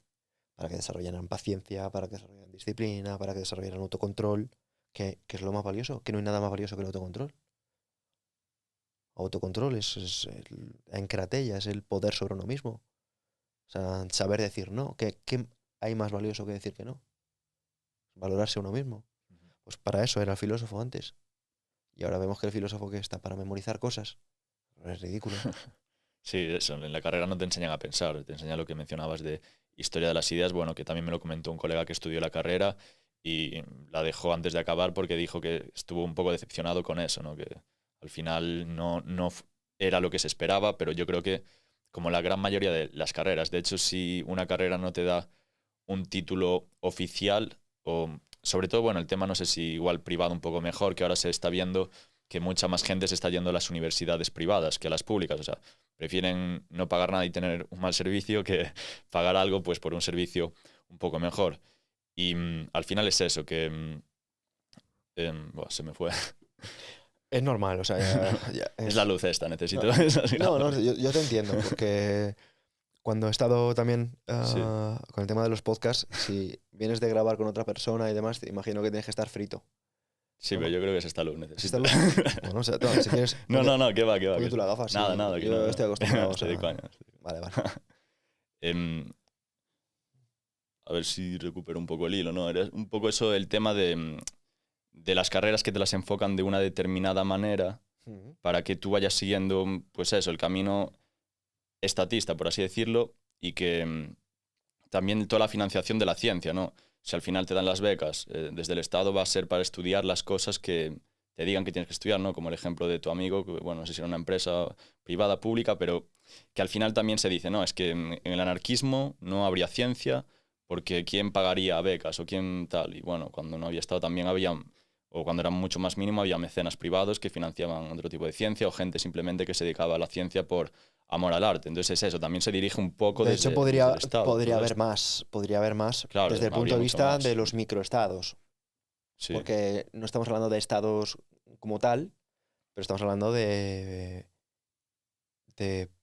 espacios ujú, en los cuales sí que habría pues un interés competitivo de nosotros contra el vecino, del cual pues es el propio individuo el que es beneficiado. Pero ¿por qué es beneficiado? Sencillamente por un prestigio, o sea, porque ahí se buscaría un prestigio personal. sí, O sea, no es como ahora que tú lo que buscas es una especie de eh, subvención para sostenerte, ¿no? Y eso, pues estamos hablando de que em, algo también que nos han vendido mal, que esto me enteré hace unos pocos años, son las propias pirámides, que nos dijeron que las habían construido esclavos, cuando las pirámides las construyeron hombres libres. ¿Y por qué las construyeron hombres libres? Pues imagino que por prestigio, porque habría personas que querían por prestigio tener unos espacios así grandes. ¿Cuándo hemos visto que haya existido algo parecido, ¿no? Unas construcciones similares por prestigio? Pues muy probablemente pues, en la Florencia del Renacimiento o en la Torre de Pizza. Hemos visto situaciones donde el prestigio al final genera avances científicos. Y nos han vendido que, los avances científicos solo vienen de la mano del Estado. sí, sobre Cuando, todo lo cuando vienen del... precisamente del prestigio de las personas que quieren eh, el progreso y la permanencia. Claro, pero también el tema este de las patentes, ¿no? Y todo esto, que al Bueno, final lo eso es que súper hace es delicado. frenar todo el progreso científico, ¿no? Las patentes que es una cosa que yo no entiendo cómo las personas estatistas defienden las patentes. O sea, estamos hablando de que son precisamente un lastre para, ¿cómo te diría? Innovación. Para la innovación y sobre todo para el abaratamiento de los precios. Porque las patentes es lo que hace muchas veces que ciertos medicamentos sean muy caros. Entonces, estos estatistas, no sé, yo creo que muchas veces les falta información. Sí, sí. No, a ver, un medicamento podría ser caro, por ejemplo, bueno, teniendo secreto industrial, que yo ahí pues no tengo nada que decir porque cada uno que haga lo que quiera, pero si tú puedes descubrir el procedimiento por el que se hace una cosa y lo imitas, entonces no habría ningún argumento para decir que eso no se pudiera hacer. O sea, Claro. al final es algo ético, ¿no? La propiedad privada surge para evitar conflictos, ¿no? Porque si yo tengo este micro, o lo tengo yo, o lo tienes tú, no lo podemos tener los dos. Entonces, pues hay que establecer límites, pero la propiedad de las ideas, si yo digo la luz azul es mala, los dos tenemos esta idea en la cabeza, entonces no hay ningún conflicto. Es un poco eso. Sí, y de hecho, esto yo creo que es una cosa que divide mucho a los libertarios, ¿no? El tema de la propiedad de las ideas. Sí, hay varios debates que dividen hacia los Sí, libertarios, ese es uno también, sí. sí. Y Sin embargo, yo en eso soy muy tajante. Yo prefiero centrarnos en las cosas que nos unen Ujú. que en las cosas que nos separan, porque también creo que nos une mucho más de lo que creemos con personas que se autodenominan estatistas o que Sí, defienden estas ideas estatistas, pero no es más porque nosotros estamos poniendo el foco ahí, ¿no? O sea, al final, decía Marco Aurelio, ¿no? Demuéstrame que dónde está mi error y con gusto cambiaré de opinión. Yo si alguien me muestra que lo que estoy comentando es errático, pues con gusto cambiaré de opinión y yo estoy convencido de que las personas que piensan distinto a mí igual. totalmente. Y al final cambiar de opinión es un signo de joder, que tienes también confianza en ti mismo, que no te anclas a algo, no, si sabes que estás equivocado, no cambiar de opinión tampoco por cambiar de opinión. Total, y que no estás maduro. Porque las personas creen que el tema de la madurez es algo positivo. Y la madurez es muerte. Un fruto está, cuando está maduro está muerto. Está para ser arrancado. No creo que deberíamos presumir de estar maduro. Yo creo que deberíamos seguir evolucionando mucho porque si no, ¿qué nos queda, no? Si tú no eres capaz de mejorarte la versión que tienes ahora, si tú no eres capaz de cambiar, si no, no eres capaz de adaptarte, ¿qué te queda de la vida? Nada. No sé, a mí me ilusiona y yo tengo la teoría de que el aprendizaje te mantiene joven. Igual que, por ejemplo, entendemos que el cuerpo necesita movimiento para que lubrique, para que funcione mejor, el cerebro es plástico. El cerebro necesita movimiento, cambio de ideas, innovación, curiosidad, para mantenerse joven, para generar nuevas sinapsis. Si tú no te sientes estimulado o creativo, te estás muriendo. Sí, totalmente. Es lo que menciona Mises, por ejemplo, en su libro de Burocracia, ¿no? Que cómo funciona todo esto del funcionariado, que al final crea gente dependiente, les suprime toda la capacidad innovadora que tienen y básicamente les vuelve un engranaje en la máquina, ¿no? Y el sistema educativo es igual, te meten un poco para que ya estés acostumbrado a obedecer, ¿no? Levantar la mano para ir al baño, levantar la mano para hacer una pregunta, cuando suene la campana sales de allí, ¿no? Es un poco así. Para ir a la cárcel, ¿no? Uy, Sí, para ir a la cárcel, para ir a la guerra, ¿no? Para que también. seas un... Claro, pagues tus impuestos. Y para que puedas ser una mano de obra en la guerra, para que te defiendas conceptos como tu nación, como Ajá. tu país.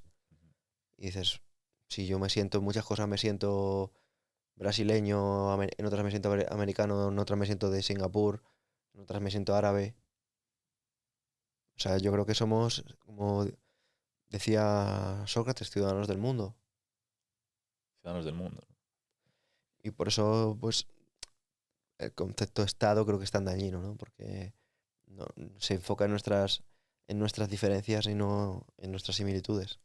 Sí, y no sé tú cómo llevas el ámbito, bueno, desde, por ejemplo, ¿cuándo descubriste estas ideas o cuando dijiste que me comentabas antes un poco, ¿no? Cuando diste el paso igual de liberal a anarquista. No, anarquista lo di sin leer a nadie. Sí, no, no. Anarquista lo leí sin, o sea, perdón, lo descubrí sin leer a nadie. O sea, igual que, por ejemplo, an- el tema de las herencias, yo, por ejemplo, en el sistema estatal estoy en contra de las herencias porque creo que incentivan pues la codicia, pero, o sea, no es que esté en contra de ello, quiero decir, cada uno estamos, pero el tema de la anarquía, me refiero a cosas que yo he pensado por mí Sí, mismo, ¿no? sí. Por ejemplo, el tema de la anarquía, yo lo descubrí, pues sencillamente buscando la verdadera igualdad. La igualdad, en la que no había una persona por encima de otros. O sea, también fue en un momento en lo que yo estaba teniendo también pues, la típica crisis existencial, ¿no? Que te cuestionas a Dios, que no debería haber un Dios, que no sé qué. Y buscaba esta idea, ¿no?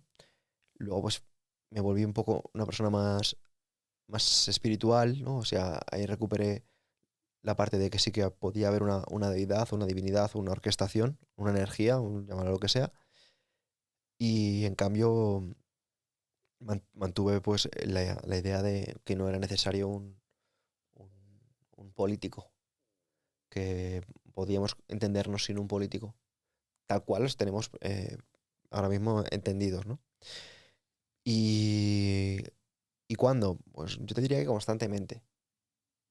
Constantemente, porque yo creo que todos todos estamos teniendo todo el tiempo inputs y outputs.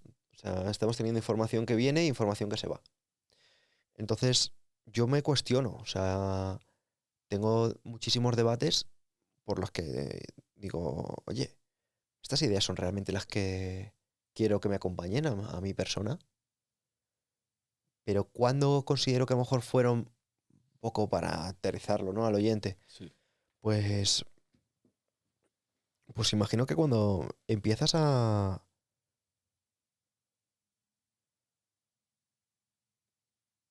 ver la ineficiencia, yo por ejemplo, sobre todo en el ámbito de la salud. En el ámbito de la educación, por ejemplo, me daba más o menos lo mismo, porque sí que te coartaban X horas, pero el resto de las horas eran para ti. En el ámbito de la salud, yo me di cuenta, porque he sufrido varios accidentes, varios problemas físicos y tal, que el sistema no está hecho para que tú estés bien. El sistema está hecho para que tú sobrevivas. Y que es una máquina perfecta, muy eficiente, para que la gente esté viva. Pero cuando entiendes un concepto de calidad de vida muy distinto al de estar vivo, porque lo conoces, porque lo estudias, porque lo tienes muy a mano, porque lo has vivido, pues dices, no, no, no, esto no está bien. ¿Y esto por qué es así? ¿Y por qué no las alternativas a esto no son más baratas? ¿Y por qué no hay una sanidad privada más fácil de acceder? ¿Y por qué es tan caro si yo quiero estudiar medicina? ¿Y por qué si hay más gente que quiere estudiar medicina no se facilita? ¿Por qué no se pone más esfuerzo en esto para abaratar los precios? Entonces, ese tipo de cosas, te diría que fueron en 2019. En 2019 tuve un accidente muy grave y allí fue cuando realmente dije, esto no puede ser. No puedo depender de un estado. No puedo depender que alguien me deje... Yo por entonces estaba meando por una bolsa. No puede ser que alguien me deje así y que como estoy vivo me deje tranquilo. Para mí la vida así no merece ser vivida. Sí, yo un poco empiezas, yo creo, en el ámbito de la eficiencia, que es lo que me pasó a mí, de cómo funcionaría Mm. esto si fuera de forma privada, igual lo comparas con algunos países, ¿no? En el ámbito de la sanidad, por ejemplo, creo que Singapur, Suiza, se compara a veces con Estados Unidos, que bueno, tienen un oligopolio farmacéutico y demás cosas, patentes y tal, que obviamente eso no ayuda.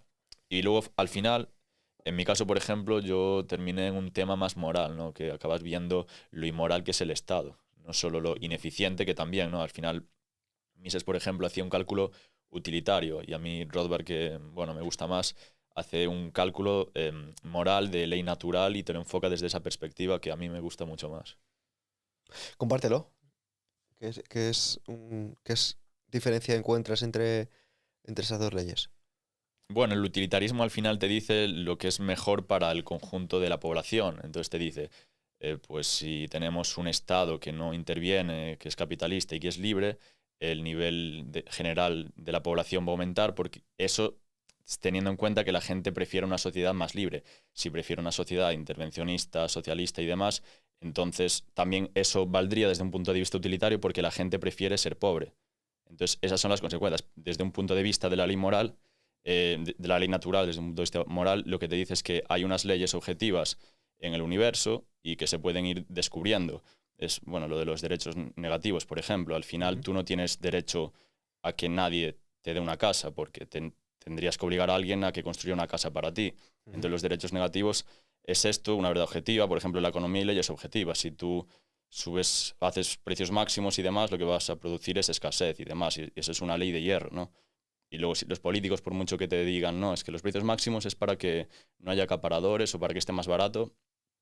No, lo que pasa es que va a pasar unas cosas que los políticos muchas veces pueden conocer incluso, ¿no? Seguramente muchos no sean tan tontos, habrá algunos que sí, pero se habla que en términos de política económica muchas veces lo saben. En el caso de Venezuela a veces ponen precios máximos para vender ellos el excedente de productos y ganar ellos renta neta. Pero bueno, me lié un poco eso. Utilitarismo bien para la mayoría de la gente y ley natural que suele coincidir muchas veces también con el utilitarismo, aunque no es lo mismo. Derechos negativos, leyes objetivas y demás. Un poco, Muy un bien. poco así. Sí, no sé si conocías a Rothbard. Sí, sí, sí. Bueno, Murray Rothbard, ¿no? O sea, Sería la persona más radical de todos de toda la escuela austríaca. Sí, no, claro, con él empezó un poco el anarcocapitalismo moderno ya. Ujú. Estaba también Gustave de Molinari antes y pues luego también, no sé, su discípulo Sí, Hoppe y sí, demás. el más disruptivo, ¿no? Al final del momento, ¿no? Sí, sí, Sí. no, totalmente, claro, porque él de repente todos eran así un poquito de Estado, el liberalismo clásico, Sí. y de repente, espera un segundo, pero ¿cómo que un poquito de tal si ninguno de estos hace falta aquí? Entonces, vamos, es que para mí Sí, es brutal, ¿no? encontró al final, digamos, yo creo que es un ámbito más filosófico, porque al final se encontró lo que es la coherencia, eso es La muy coherencia. taoísta. Sí, Y es, oye, ¿por qué hacemos una distinción entre esto de esto otro? ¿Acaso tiene más valor, imagínate, a nivel de persona, alguien que haga esto, alguien que haga esto otro? No, si realmente nos ponemos a pensar, ¿tiene más valor un médico que un profesor? depende. Ahí está, pero nos venden que sí. Sí, claro. Porque, claro, ¿tiene más valor un juez que un médico? Si es del Supremo igual sí, si es de primera instancia igual Pero es lo no. que nos venden, ¿no? Claro, lo que nos venden, sí. Entonces, yo creo que Robar lo que hizo fue sacar las ideas, las reseteó y dijo, vamos a ver, nada tiene más valor ni nada tiene menos valor. Lo que tiene más valor o lo que tiene menos valor va a ir cambiando de una forma constantemente, o sea, en el tiempo. O sea, va a ser totalmente mutable de forma constante. No podemos pensar que un médico tiene más valor que un profesor, ni que un juez tiene más valor que un médico. Porque un juez tendrá más valor ahora, pero a lo mejor mañana menos. Y debería estar preparado para cambiar, ¿no? Entonces, esto yo creo que Rothbard se lo llevó a una faceta más filosófica en lugar de tan analítica, que creo que son las diferencias principales de otros autores. Sí, sí, no. Rothbard, la verdad que, por ejemplo, su libro Anatomía del Estado es brutal y luego en el ámbito de la medicina, por ejemplo, al final es eso, que se creó deliberadamente estos nuevos médicos. Joder, lo mencionaba justo ayer con Meseguer el tema este, de que antes pues cualquier persona podía adquirir una medicina y demás y se crea un poco esta élite de médicos a partir, por ejemplo, no solo del informe Flexner, no, pero sino que había ya evolucionado anteriormente este proceso y una nueva, bueno, creo que también lo acabo de mencionar contigo, ¿no? Lo de los reyes filósofos, un poco en ese sentido. Bueno, Al fin. a ver, es un punto delicado, ¿no? Porque el tema de la medicina, esto lo explica muy bien el profesor Bastos, debería estar jerarquizado. Y deberíamos entender que un médico debería estar para situaciones muy puntuales, pero que muchas labores las debería saber o poder ejercer jerárquicamente un enfermero. Sí, sí. Y que otras labores a lo mejor te las debería cubrir, por ejemplo, un fisioterapeuta, pero que estén todas totalmente como bien entendidas. Ahora vemos que no, que el médico debe ser el filtro siempre para cada situación clínica y que si no pasa el médico, pues no puedes pasar, no puedes ir a la farmacia. Claro. Esto genera al final unas barreras que muchas veces son inconcebibles para unos precios bajos.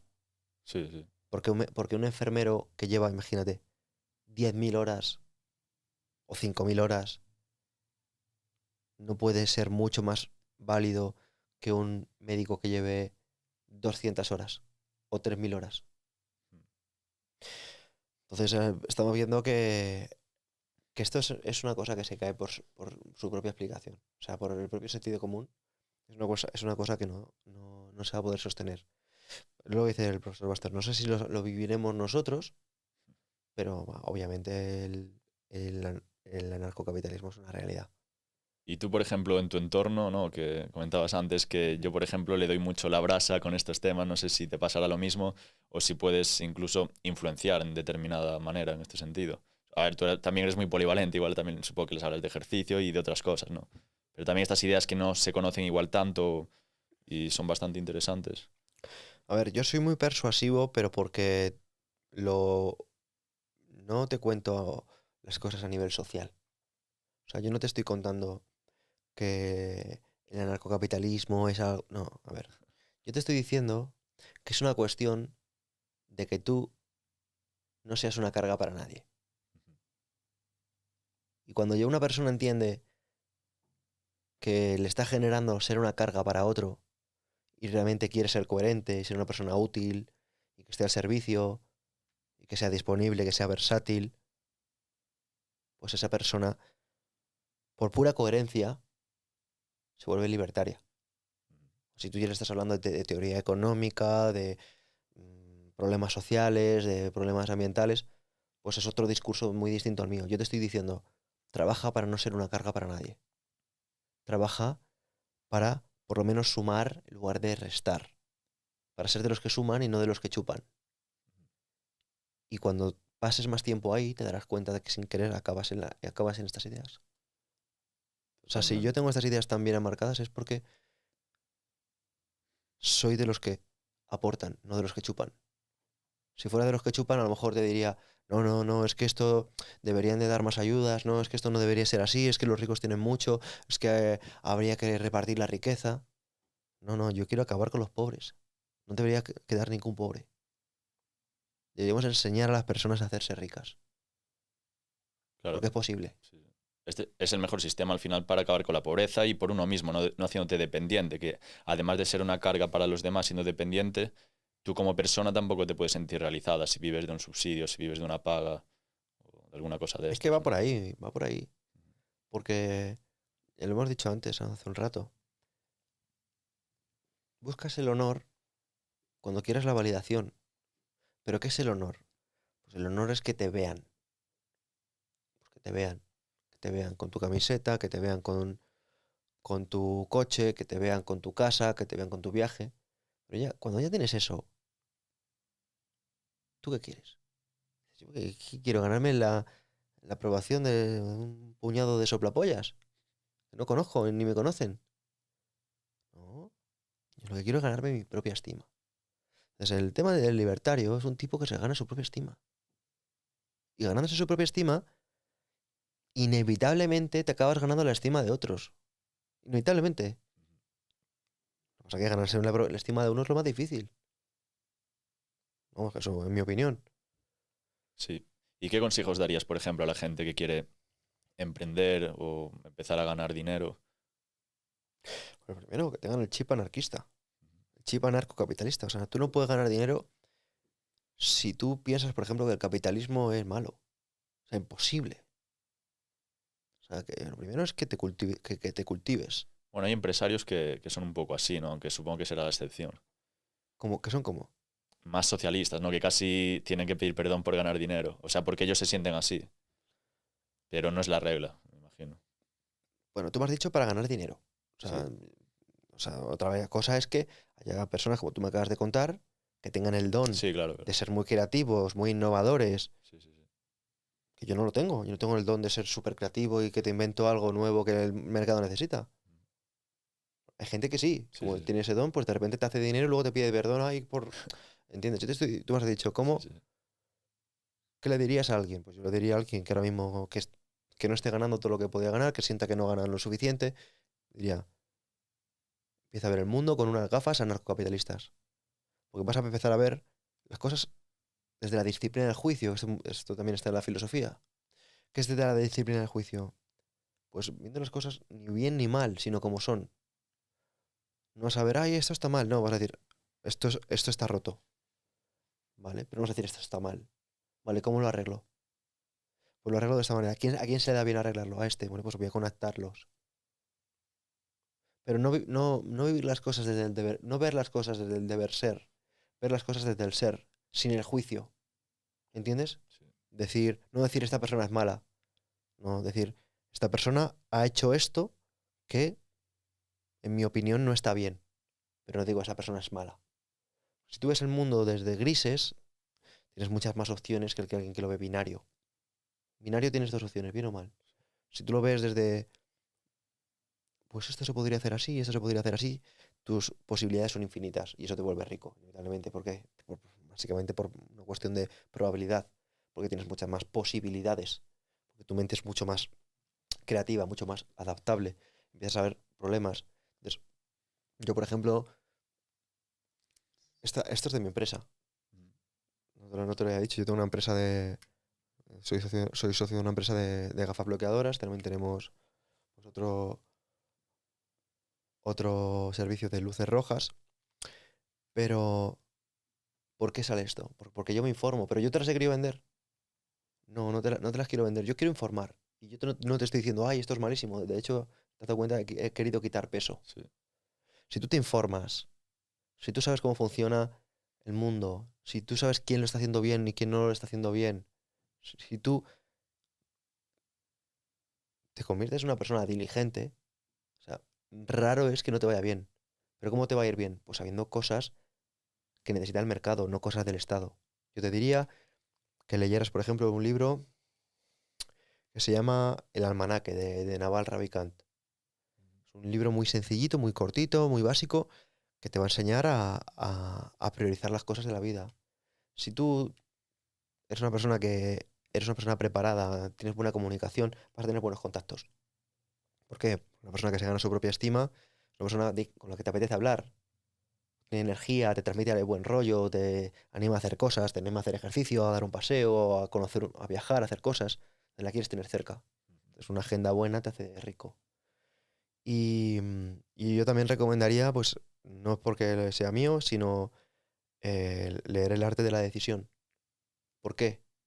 Porque vas a conocer muy bien la mente humana, vas a conocer los sesgos cognitivos que hacen que la gente piense de cierta forma, que vas a entender la reciprocidad, vas a entender el sesgo de disponibilidad, vas a entender la ley de los cristales rotos, vas a entender el sesgo de urgencia, vas a entender la matriz de Eisenhower, el principio de Pareto, la ley de Parkinson, la ley de Pels, la ley de Illich, vas a entender muchos de estos procesos automáticos, el sesgo de Sigarnik, que están presentes, que generan problemas a las personas porque no dejan de caer en ellos constantemente. Y caer en este tipo de procesamientos mentales les convierte en títeres, y las personas no queremos ser títeres. Nos encanta comprar, pero detestamos que nos vendan. Ujú. Claro, o te pones las gafas anarcocapitalistas o te pones las gafas de luz azul, no te queda otra. Yo animo que si pasan mucho tiempo delante de pantallas Sí, o en podcast, que las lleven. sí, sí. A mí no solo por los estudios o porque tú eres mejor, que es verdad, sino porque yo me molestan, o sea, noto que me hacen daño y simplemente si lo pruebas ya puedes decidir tú, o sea, tampoco hay que darle muchas vueltas. Total.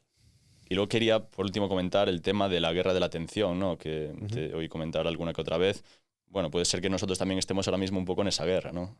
Con este podcast. Estamos en esa guerra, estamos en esa guerra. Por eso es tan importante conocer la filosofía, porque lo peor es no saber que estás en esa guerra o que no participas. Yo participo y utilizo, por ejemplo, el FOMO. ¿Y cómo utilizo el FOMO? Pues enseño a las personas con estrategias que se están quedando fuera. Pero personalmente les llevo a algo que sé que les va a empoderar, sé que les va a hacer más fuertes, les va a hacer más ricos, les va a hacer más sanos, con más energía. Les va a hacer rodearse de gente que les va a valorar por lo que son y no por lo que tienen. Entonces, ¿yo compito? Sí, por supuesto que compito. Sin embargo, compito en algo que me hace sentir bien y me empodera. Ujú. Vale, pues genial. Yo creo que podemos ir cerrando el episodio. La verdad que no sé cuánto llevaremos, pero bueno, yo creo que ha sido un episodio muy interesante y bastante diferente con los temas que hemos tocado a lo que suele tener en el canal, pero bueno, siempre manteniendo un poco la línea editorial. Total, aquí todos somos pro ANCAP. Sí, sí, ¿no? Era un poco la excusa para traerte casi. Así que nada, pues muchas gracias a todos a los que habéis visto el episodio. También muchas gracias a la Rack House por dejarnos grabar aquí en Madrid, ¿no? Que sigue también los principios del canal de capitalismo, ahorro y trabajo duro. Y muchas gracias sobre todo a Pedro por haber acudido hoy al canal. Gracias, Jorge, lo he pasado genial. Genial, muchas gracias. Nos vemos en la próxima. Un saludo.